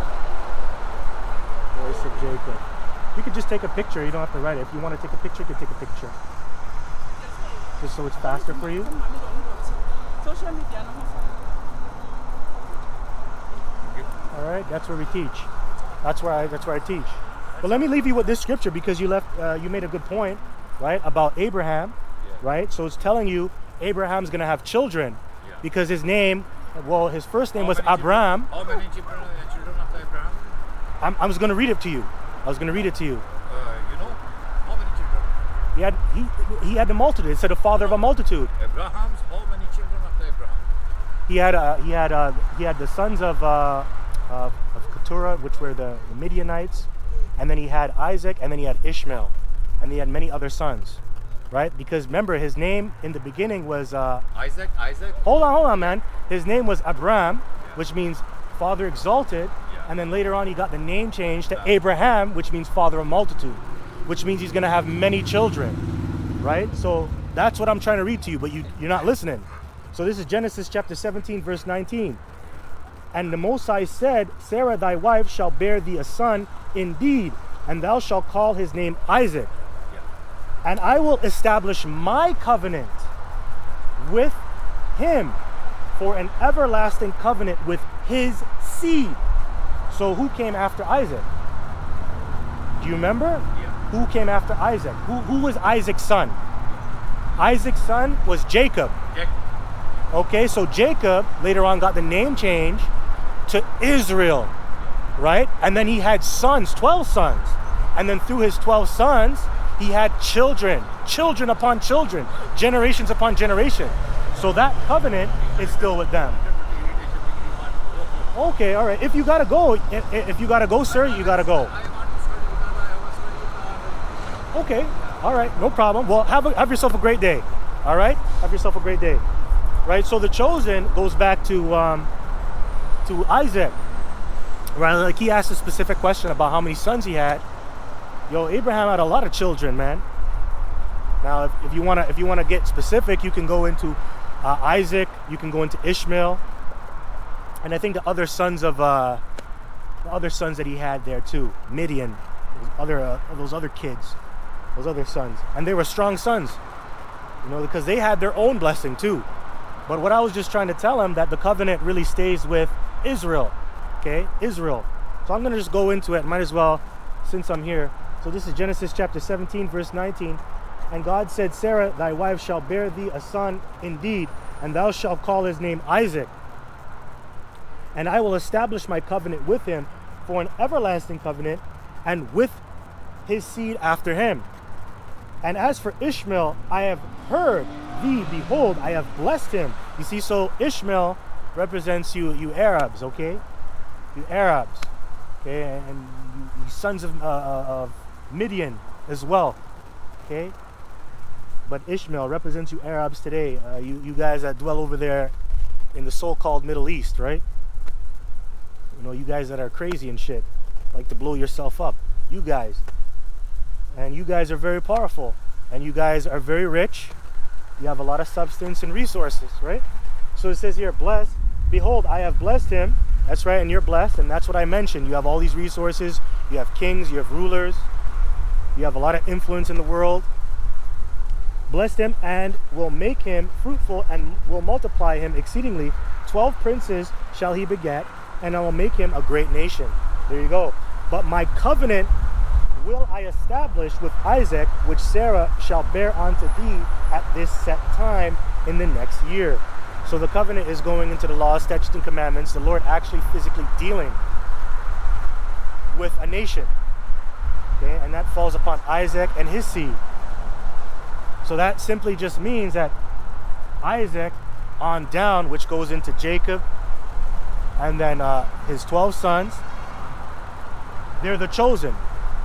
They're the chosen, and the Lord is dealing with them. And that's pursuant to Amos 3 and 2.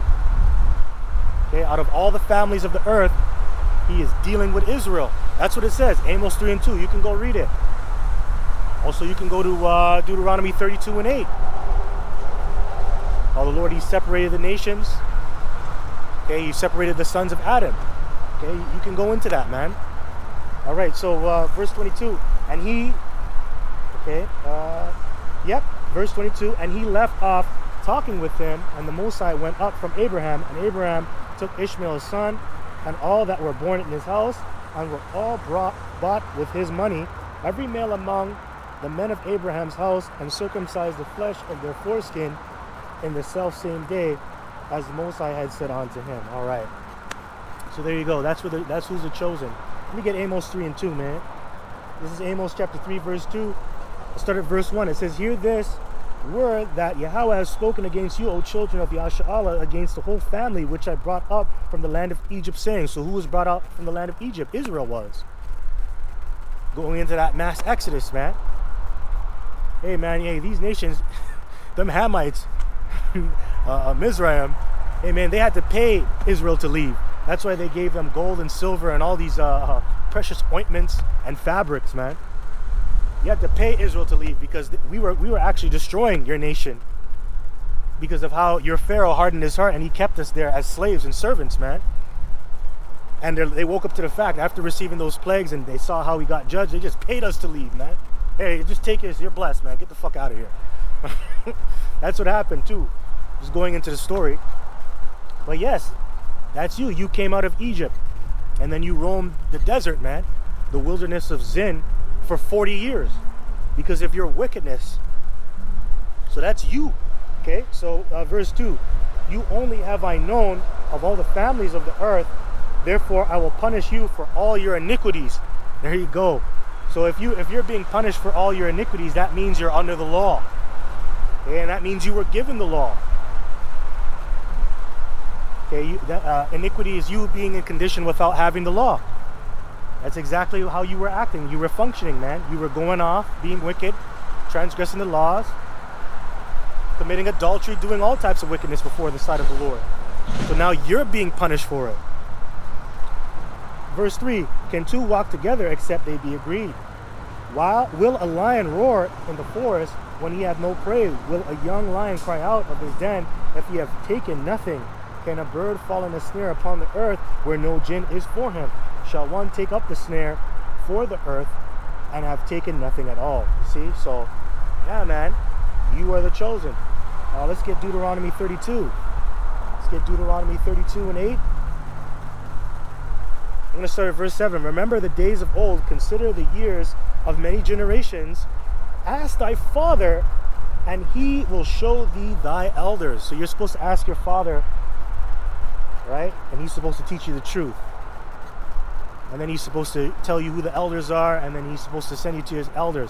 That shows you elders are very important too, which that's something that our nation lacks. You know, they don't have good elders. Only a little bit of only a select few of certain elders remain, man, and that's in this thing of ours, man, right? Anyways, it says, ask thy father, and he will show thee thy elders. There you go. And they will tell thee, okay? And they're going to tell you the truth. They're going to go into the history. And that's why it's important for you to reverence the man with the hoary head, because he knows things. He has wisdom.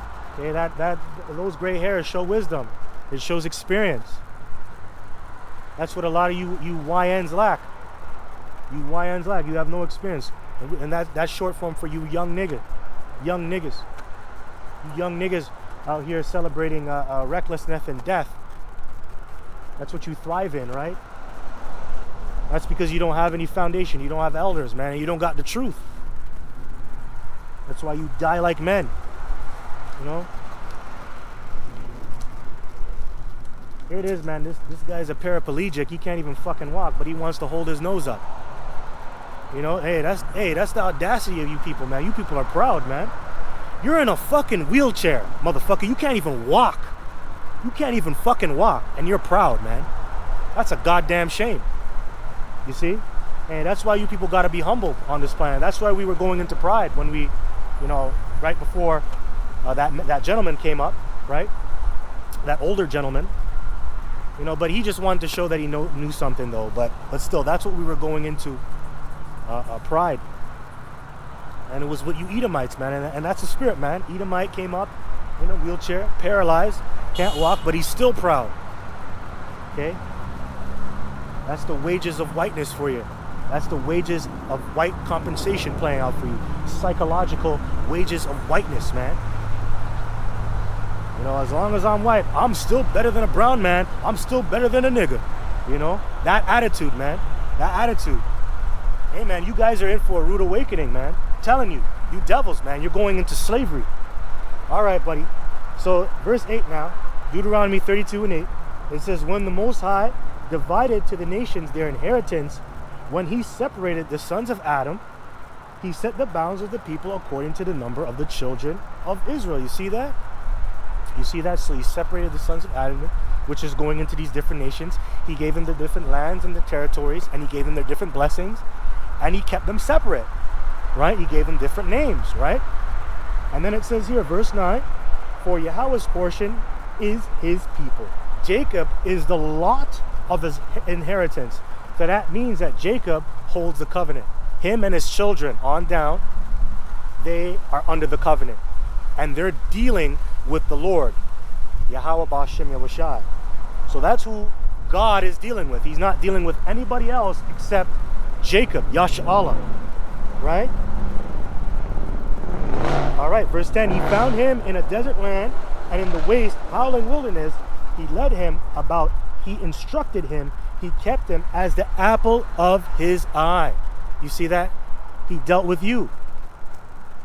And you could say that started with Abraham. Well, really, it started with Adam, but you know what I mean when you get into specifics, right? It did trickle on to Jacob. Jacob was actually in the wilderness, right? Jacob was in the wilderness. At one point, he was told to put away all his idols and come back to Yahweh Ba'Shem Yahushai and serve him. But what I really want to say is, man, the Lord, he led Jacob, Israel, he got them out of all sort of jams and sort of troubles, and blessed them and multiplied them, man. Hey, that's why when you go into Exodus, the first chapter, that's a good example of how the Lord was really dealing with Israel. When Pharaoh and his men, his administration, oppressed Israel, the more they multiply. The more you afflict the nation of Israel, the more they grow. That's just how it is. So pretty much, man, eugenics is impossible with the nation of Israel. Hey, and that's another thing that was set up over here by you white supremacists, man. Going back to Margaret Sanger. Here, you know, that's why you have Planned Parenthood right now. In this day, let me get that. Margaret Sanger, right? Margaret.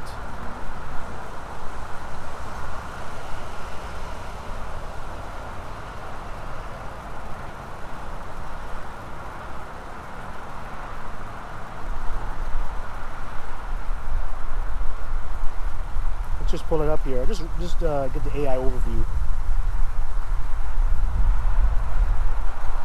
Yeah, this is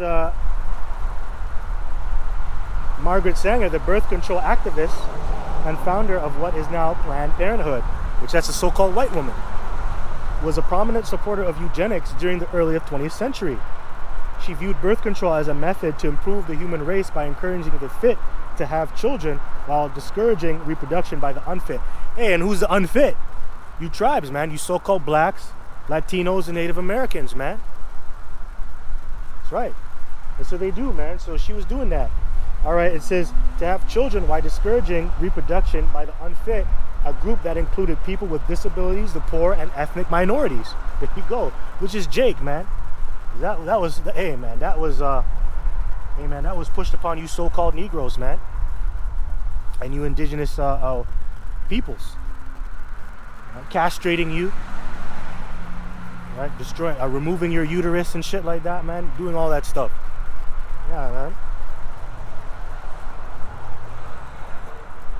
Yeah, okay, so it says here, the Negro Project in 1939 says here, Sanger and her organization initiated the Negro Project to provide birth control information to impoverished black communities in the South. To build trust, the project recruited black doctors, ministers, yeah, and black doctors over them coons, Uncle Toms. And Jeremiah 5:26 says, for among my people are found wicked men. And those wicked men, man, they're going to make a covenant with death, which means they're going to be in league with Esau, Edom, and Satan, man. And they're going to take down their own people. Got a lot of coons in this thing too, man. Got a lot of coons. You got a lot of men with ulterior motives. Outside the truth and inside the truth, man. That's why you have a lot of men changing doctrines up too. Because they're in league with this devil. Anyways, let's move on. It says, to build trust, the project recruited black doctors, ministers, and community leaders. However, a controversial letter from Sanger advised a colleague to ensure that black ministers who were helping the cause knew how to straighten out any suspicion that the project was a scheme to exterminate the Negro population. This fueled a persistent narrative among critics that her motivations were racist and genocidal. See? And that's white supremacy for you, what we started at, man, in the very beginning. Showing you, man, that's why people, they don't like you white supremacists coming out. That's why they're very reluctant to accept you white supremacists from going out there and showing yourselves and expressing yourselves. That's why they would rather have a Chinese man and his people or an Indian man and his people perform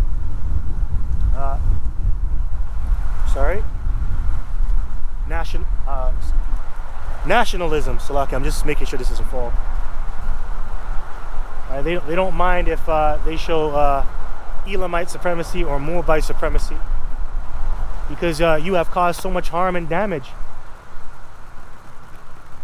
throughout the generations, right? So yeah, man, so this is white supremacy right here, man, the Negro Project. Okay, so yeah, man, so that's exactly what we experienced back in ancient Egypt. Matter of fact, let me go into that. That's Exodus chapter 1. I'm going to start at verse 8, because eugenics happened in Egypt.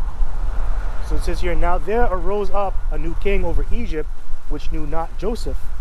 So yeah, man, he wanted his own. He didn't care about Joseph. He wanted his own people to come to be under him, his boys, his guys. He didn't know Joseph. He didn't really like Joseph, probably. It's like, he doesn't share my vision, so I'm gonna put my own people in there. Verse 9, and he said unto his people, behold, the people of the children of Israel are more and mightier than we. And that's exactly what Margaret Sanger and those elites were thinking about back then. And they're still thinking about it now. Man, you're populating, man. These people breed like rabbits. They're like fucking worms. Can't stand these people. God damn, right? Verse 10, come on, let us deal wisely with them, lest they multiply. And it come to pass that when there falleth out any war, they join also unto our enemies, and fight against us, and so get them up out of the land. That's true, right? Which makes sense. You know, they're going to overthrow us and take us over, and they're going to join unto our enemies. Verse 11, therefore they did set over them taskmasters to afflict them with their burdens. And they built for Pharaoh treasure cities, Pithom and Ramses. But the more they afflicted them, the more they multiplied and grew. So the more you killed them, you hurt them, the more they bred. The more babies they had. Especially Ephraimites, man. Ephraimites have a lot of kids, which Ephraim means fruitful, right? Aparium means to be fruitful, which means to have a lot of children. And you can just look at a Puerto Rican, she'll just get pregnant. You just look at her, she's pregnant, man. And if he looks at you, you're gonna get pregnant. That's fucked up. But yeah, man, you guys have a lot of kids. And also, you know, the children of Israel, the other tribes as well, they have a lot of children too. Anyways, it says, and they were grieved because of the children of Israel, and the Egyptians made the children of Israel to serve with rigor. And they made their lives bitter with hard bondage in mortar and in brick, and in all manner of service in the field. All their service wherein they made them serve was with rigor. So they inflicted them heavy. They made their lives bitter, man. Bitter. All right, so verse 15. And the king of Egypt spake to the Hebrew midwives, of which the name of the one was Sipporah, and the name of the other Pa. And he said, when ye do the office of a midwife to the Hebrew woman, and see them upon the stools, if it be a son, then ye shall kill him, but if it be a daughter, then she shall live. See that? So they focus on the sons. That's why they call it genocide. Because where do you get your genes? Your genes are really passed on down through your father. Okay?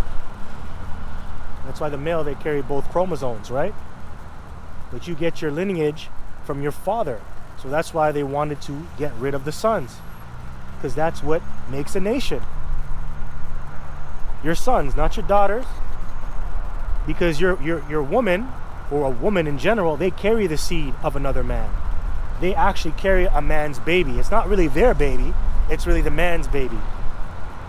Okay? Yeah, man. Matter of fact, let's get a quick precept to go into that. Because it talks about the pedigrees of the fathers, right? This is Numbers chapter 18, verse 1. Duties of Levites. And Yahweh said unto Aaron, thou and thy sons and thy father's house with thee shall bear the iniquity of the sanctuary. Actually, you know what? I'm going to start at verse, I think that's the wrong one. Hold on. Numbers chapter 1, verse, yeah, I'm sorry. It's Numbers chapter 1, verse 16. The point will be made in verse 18. So it says, of the congregation, princes of the tribes of their fathers, heads of thousands in Israel. And Moses and Aaron took these men, which are expressed by their names, and they assembled all the congregation together on the first day of the second month.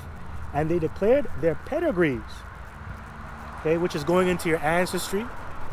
Okay? Your ancestry, who you go to, who you go back to. Which tribe, whose son, and which tribe do you go back to, right? So it says here, and they declared their pedigrees after their families by the house of their fathers, according to the number of the names from 20 years old and upward by their polls. So they actually had to register who they were, because they were taking a poll. I believe they're about to go to war, right? So they need to know how much men, and how much men do they have, and who they go back to, and things of that nature. So they actually had to explain who their forefathers were, right? So that's going into your pedigrees, right? So it's very important, right? The men are very important. You really get your DNA and your name from your father, okay? Not from your mom. It's from your father. Okay, the man carries the seed, and he implants his seed in the woman. The woman carries a child. The woman is just an incubator. And I'm not saying that women are not important. They have their role to play. Women are very important. They're very important, especially when they're in order. Oh my gosh, they're beautiful. All right, so your role is perfect with how the Lord set it up. It's perfect, and nobody can take away your role, but you have to be in order, man. Okay, so that's all I want. That's all I want. So let's go back to Exodus 1.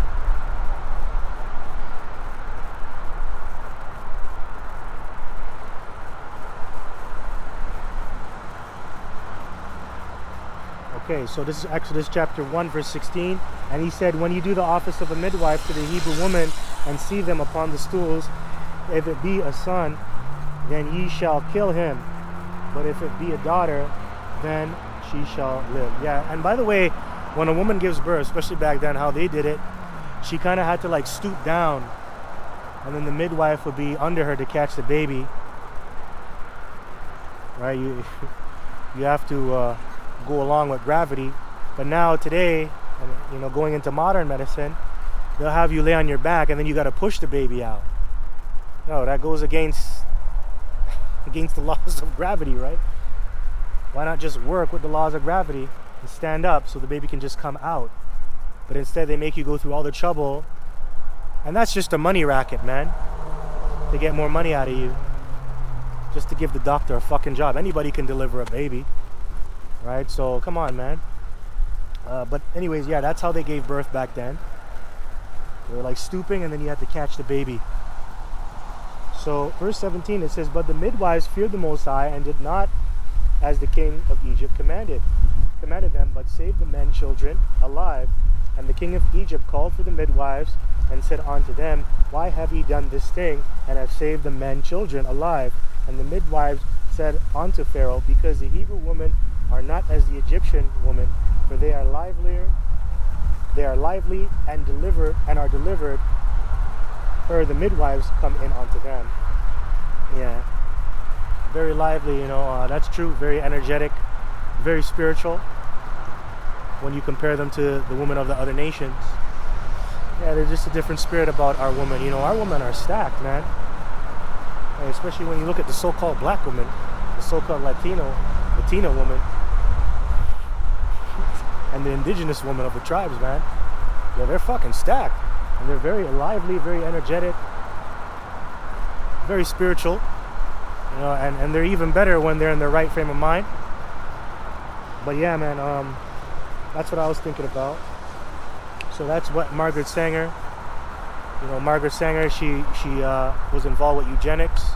She wanted to kill out the Negro population, and that also happened in Egypt, man. And I just showed you that.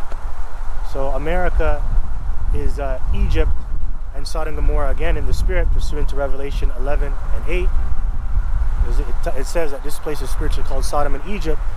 So hey, eugenics is happening all over again. It's still happening, man. And the most dangerous place for a black baby is in a black woman's womb. That's actually true. That's a fact, man. That's messed up. That's messed up. But now it started to affect you so-called white people now, because now you have your women aborting their own babies, man. These white women are aborting their own babies, and that's killing your population. So that's a double-edged sword, man. That's just how it is, man. That's how the Lord moves. Okay, so let's go back to the Apocrypha. Let's go back to First Maccabees chapter 1, because we didn't finish up. We went into white supremacy in the very beginning. So I just want to finish this up. So this is First Maccabees chapter 1, verse 5. And after these things he fell sick and perceived that he should die. Wherefore he called his servants such as were honorable and had been brought up with him from his youth. So yeah, these are his guys that he grew up with. And they rose up through the ranks of the military, and then they became generals. Called cronyism and nepotism, man. Hey man, that helps. So it says here, and he had been brought up with him from his youth, and parted his kingdom among them while he was yet alive. So he gave them portions of his kingdom. So this is going into the four generals, which in history they call it the Diadochin, the wars of the Diadochin, which those four generals, they ended up fighting each other for domination, right? So verse 7, it says, so Alexander reigned 12 years and then died, and his servants bare rule, every one in his place. So the four generals, their names are Antigonus, you had Ptolemy, Cassander, and Seleucus. Those are the four generals. King of the north, king of the south, and the two other kings ruled different areas or regions. So they were ruling in those areas, right? So it says, verse 9, and after his death they all put crowns upon themselves, so did their sons after them, many years, and evils were multiplied in the earth. So more evils multiplied after Alexander and his generals, and that happened through their sons. And that's why these Edomites are able to go out throughout the planet Earth and conquer, man. Okay, and this is truly where white supremacy started. You can officially say that, man. Going back to Alexander's rule with his four generals. And by the way, if you want to go more into the four generals, you can go into Daniel the 11th chapter. Okay, I think it talks about the four wings, or the wings. I think that represents the generals. I'll have to go back and read it, and then once I read it, I can break it down. But yeah, man. So let's go on. It says,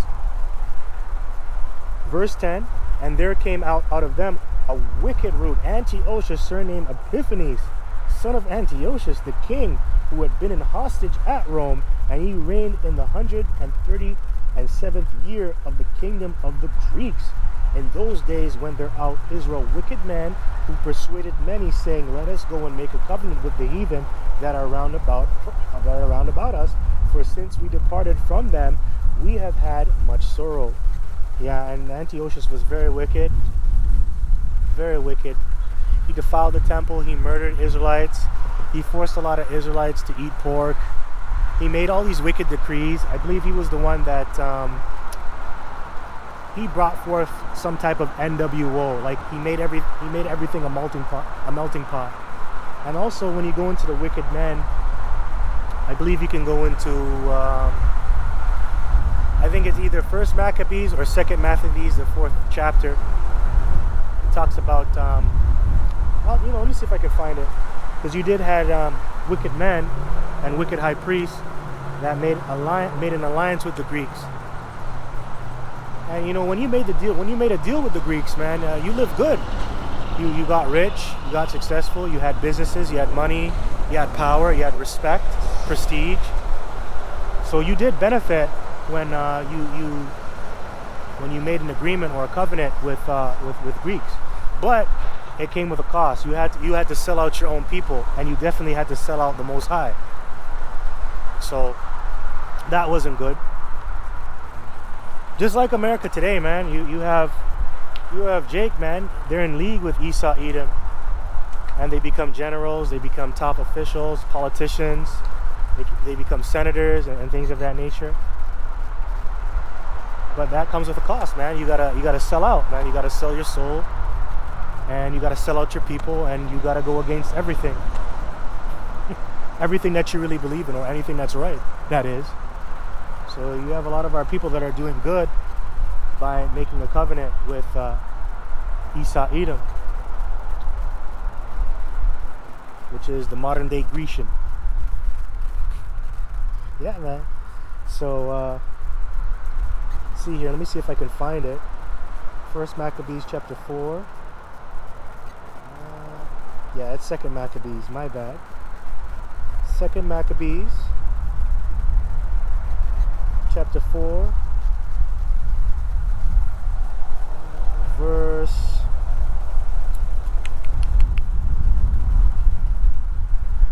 okay, so here we go, going into Antiochus when he took the kingdom. So I'm going to read up a little bit more. So this is Second Maccabees chapter 4, verse 5. It says, he went to the king not to be an accuser of his countrymen, but seeking the good of all, both public and private. All right, man, you know what? I'm going to start at, I'm going to start it from the top. So this is Second Maccabees chapter 4, verse 1. This Simon now, of whom we spake afore, having been a betrayer of the money and of his country, slanderer Ananias, as if he had terrified Heliodorus, and been the worker of these evils. Thus was he bold to call him a traitor, that he had deserved well of the city, and tendered his own nation, and was so zealous of the laws. But when their hatred went so far that by one of Simon's faction murders were committed. Ananias, seeing the danger of this contention, and that Apollonius, as being the governor of Seleucia, that's how you pronounce it, and Phenis did rage and increase Simon's malice. He went to the king, not to be an accuser of his countrymen, but seeking the good of all, both public and private. For he saw that it was impossible that the state should continue quiet and Simon leave his folly unless the king did thereunto. But after the death of Seleucus, when Antiochus, called Epiphanes, took the kingdom, Jason, the brother of Ananias, labored underhand to be high priest, promising unto the king by intercession 360 talents of silver, and of another revenue 80 talents. Beside this, he promised to assign 150 more. He might have licenses set him up a place for exercise, and for the training up of the youth in the fashions of the heathen, and to write them off Jerusalem by the name of Antiochus. So Jason did this. So he labored to be high priest. So he was a wicked man, and he was selling out his people, and he was definitely selling out the Lord. Right? So you had wicked men, even back then, they were in league with the oppressor, the colonizer, right? The imperialist. And they didn't care, man. They sold out their people, and they sold out the Lord, and they sold themselves out for cheap. Right? And what did he do? He built a place of exercise, which is going into like these gyms, these modern day gyms that you have, these stadiums where you can go there and play sports, play the games, right? And for the training up of youth in the fashions of the heathen. So they were no longer wearing their traditional clothing. Right? So that's what you see Jake doing today. They're not out there wearing the fringes and the border of blue. They're not, because you're supposed to wear the fringes, right? The border of blue and the fringes wherever you go. That shows where you go back to, and it shows that you have the laws, statutes, and commandments, right? That's your heritage. But now they weren't doing that. They were dressing up like Grecians, man. And you have Jake today, they're dressing up like Grecians. You got Jake's man wearing ripped up jeans and shit. You got Jake wearing mohawks. You got them shaving half their hair off, especially these women. Some of them still do that, right? Yeah, man, but you have Jake. Jake is in a terrible state, man. They're dressing up like the heathen. you had our people, they were pushing that, man. And look at Michael Jordan, man. Look what he's doing. He's pushing that brand Nike. He's coming in the name of a different power, making a lot of you jakes. Well, not making you, but influencing you to wear that brand. Nike, Jordans. I got Allen Iverson, he made shoes. You got Steve Francis. He used to have endorsements and contracts. I think it was with Reebok back in the day. You know, he just came to mind. Steve Francis, man. Got AI. You had even Kobe made shoes. LeBron as well. All these guys, they work with these corporations. They work with different franchises and shit. And that's all a part of their contract, man. And they can't say certain things. I remember even what's his name? What's his name again? Just forgot his name. Harden, the guy with the beard. James Harden. Yeah, James Harden. Yeah, he went into his contract with Adidas about him not shaving his beard. If he ever shaved his beard or any razor touched his beard, he would lose his contract. That was the only reason why he rocked his beard. But then again, man, when you look at it on the flip side, man, that was a righteous thing to wear your beard. But he was only wearing his beard because he was getting paid to. That's messed up, man. Jake is fucked up. Which you're supposed to wear your beard as an Israelite, man. And that's another thing that they were doing back then. They were cutting off their beards. Which the scriptures, it goes against that. You're not supposed to round the corners of your head. And you're not supposed to shave your beard off, right? Which means you're not supposed to get lineups and things of that nature. Like you can trim your hair and trim your beard, but you're not supposed to line it up and shave it completely bald. You know, you're not supposed to do that. Alright, so let's continue on. I'm a bit long-winded. This is 2 Maccabees, chapter 4, verse 9. Actually, verse 10, it says, when the king had granted and he had gotten into his hand the rule, he forthwith brought his own nation to Greekish fashion, and the royal privileges granted of special favor to the Jews by the means of John the father of Epalomus, who went ambassador to Rome for amity and aid. He took away and putting down the governments which were according to the law. He brought up new customs against the law. So as you can see here, this is white supremacy being pushed on our people. That goes back to the Seleucid Empire, going back to Antiochus, man. And we just read Antiochus was the worst of the worst. So yeah, this is white supremacy all over again. So white supremacy is not playing out now. It's more prevalent now, but it was happening back then. Right? And that's why people are tired of your ass, because we've seen your history. Right? We've seen your history and we know how destructive it is. That's why people are speaking out against it. Even these peons out here that don't know what's going on, walking up and down, they don't know what the hell is going on. Even they're talking about you Edomites, you so-called white people. They can even point out some of your atrocities. But that's why people hate white supremacy, man, because it's so destructive and it pollutes the minds of the people. I just read it to you, man. You know, going back to the Greekish fashion, going into the ways of the Greeks, thinking the way they do, dressing the way they do. That's called indoctrination. Okay, indoctrination. Hey, didn't that happen to you Gadites?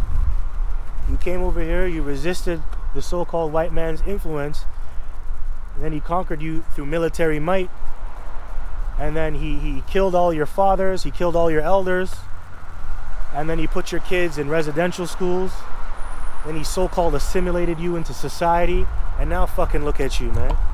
Fucking sniffing gas, living on reservations. You look like shit, right? You look like shit. And who did that? Esau, Edom, so-called white man, all under the guise of white supremacy, man. So you have the so-called white man to thank for that. You can't blame the so-called black man. You can't blame the Chinese man. He didn't do that to you. Right? It was your corrupt leaders that sold you out, and Esau Edom. Okay? That's who you should be mad at. And you shouldn't be mad at God. You should be praising God. Matter of fact, let's close up with that. Let's close up with that. Because in the last days, man, Israel is going to come back to the knowledge. They're going to come back to their identity, and they're going to come back to the true name of Yahweh B'Shem Yoshai, and they're going to serve him, man. That's in Baruch. Okay? So you have only yourselves to blame, and you can blame the so-called white man too. Okay? But remember, the so-called white man's the whipping stick. He's set up to appease the Lord's wrath. Okay? That's called manifest destiny too. But manifest destiny doesn't stop with the so-called white man being in power. Because remember, your destiny is to be over these nations and to be perfect and to have spiritual powers. Okay, let's see here. This is Baruch chapter 2. I'm going to start at verse 28. As thou spakest by thy servant Moses in the day when thou didst command him to write the law before the children of Yasha'Allah, saying, if ye will not hear my voice, surely this very great multitude shall be turned into a small number among the nations, where I will scatter them. That's right. And that's playing out right now. You were scattered all over America through hardcore slavery and getting your land taken from you. Right? Yeah, you got scattered, man. Hey, and you Gadites, man, you were sold into slavery too. Man, you were shipped out over there to Europe too. Places like Spain and Portugal and shit. Yeah, especially Spain. You were servants. Yeah, you were slaves, man. Okay, so if ye will not hear my voice, surely this very great multitude shall be turned into a small number among the nations, where I will scatter them. That's according to the curses as well. Deuteronomy chapter 28, verse 64 on down. Verse 30, for I knew that they would not hear me, because it is a stiff-necked people. That's right, you're a very stiff-necked.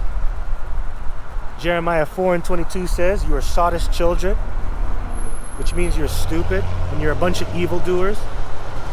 Hosea 4 and 6, my people are destroyed for a lack of knowledge. Right? That's you, Jake, Israel, Yasha'Allah. But in the land of their captivities, they shall remember themselves. That's right. Isn't that what we're doing right now? We're remembering ourselves. And you got the men of the Lord out there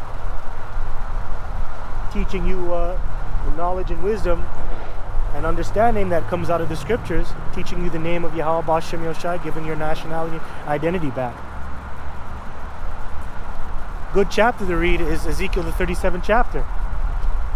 Going into Israel. Going into your spiritual evolution. You becoming gods again. Yeah. Yeah, man. This also plays into the prophecy, I believe that's found in, I think that's Matthew the 25th chapter. It talks about us slumbering. I believe it goes into the 10 virgins. 5 were wise and 5 were foolish. You know, some of us slept and slumbered. We lost our identity. Jeremiah chapter 2 talks about that. Thou shalt discontinue from thine heritage, man.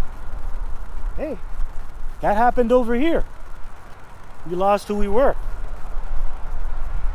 Verse 31, it says, and shall know that I am the Lord their power, for I will give them an heart and an ears to hear. That's right. He's going to open up your eyes. He's going to open up your ears. Okay, your spiritual ears and your spiritual eyes, okay, which is really your mind, your third eye. Okay, the sixth part of understanding, your pineal gland. So he's going to connect with you. And in these last days, man, hey, the Lord is going to remove the covering cast and that veil off of all flesh. Hey, and that includes you men and women of the tribes, man. So the Lord is going to give you dreams and visions about the end, and also going into your nationality and identity. All right. So it says here, verse 33.